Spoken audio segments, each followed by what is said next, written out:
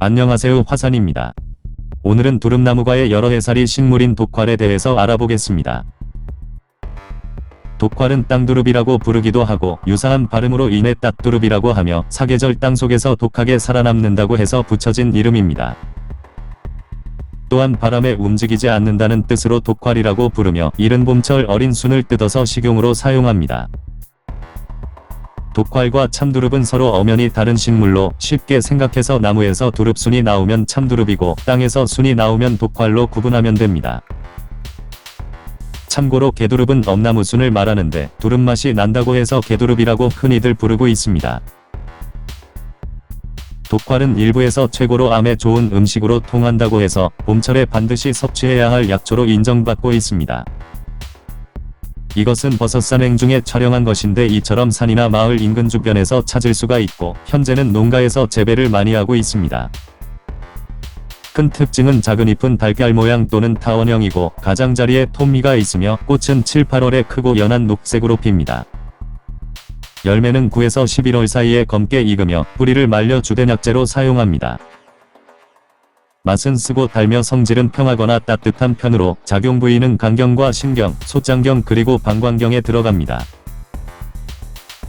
먼저 독활은 심폐기능을 향상시키고 기관지염과 천식을 치료하는 데 효과가 있다고 알려져 있으며 특별한 독성작용이 없어 채취 후에 쉽게 요리를 해서 먹을 수 있는 약초입니다. 예로부터 한약재로 많이 사용된 약초이고 풍습을 없애고 아픈 통증을 먹게 하며 뭉친 어혈을 풀 때 적용합니다. 그래서 근육통과 관절염, 하반신마비, 편두통, 중풍, 반신불수 등의 기묘한 약재로 널리 쓰여온 약초입니다.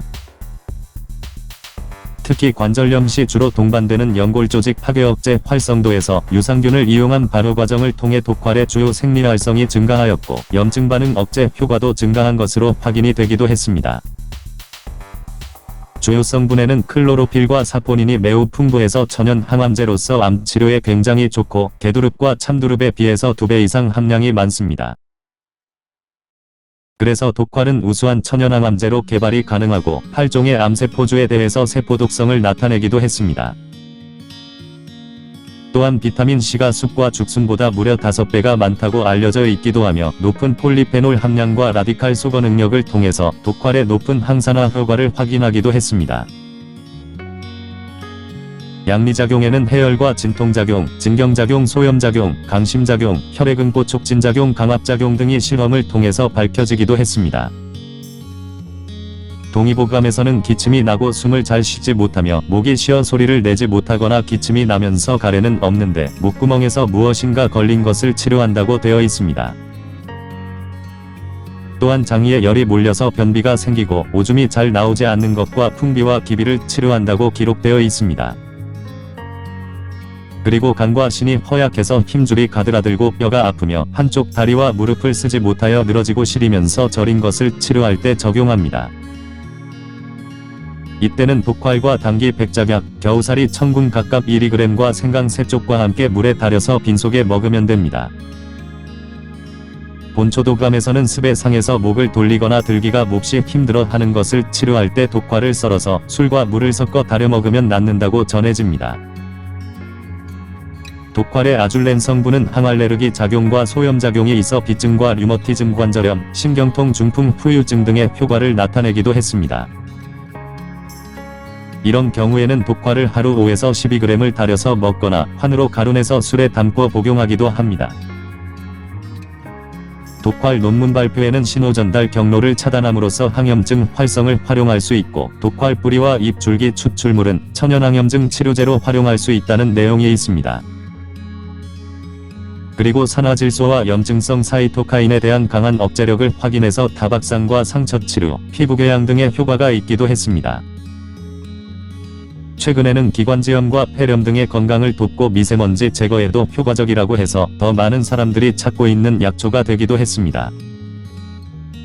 또한 동물 실험에서는 콜레스테롤 수치와 총단백질의 유의한 감소를 관찰할 수 있었다는 내용이 있어 고지혈증과 고혈압 등을 치료할 수가 있습니다. 아울러 한약재로부터 간을 보호하고 뇌조직 손상과 뇌경색을 감소시켜주며 기억력과 치매를 방지해주는 작용을 해주기도 합니다. 그 밖에 실험 결과에는 항동맥경화 효과를 가지고 염증 반응으로 인한 혈관파열 등을 억제할 수 있을 것으로 판단하기도 했습니다.